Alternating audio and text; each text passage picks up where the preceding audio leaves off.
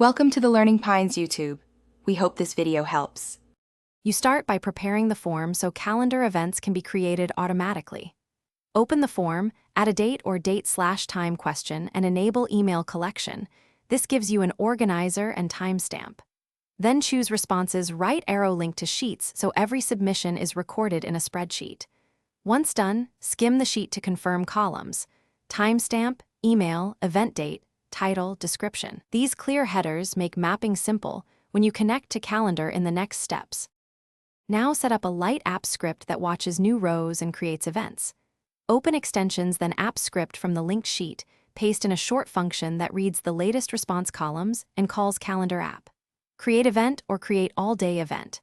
Map columns for title, date, start/end time, description, and guest email. Save and then use triggers right arrow add trigger to run your function on form submit. Make sure to authorize permissions. The script needs calendar and sheets access to run automatically. Finish by validating the whole flow.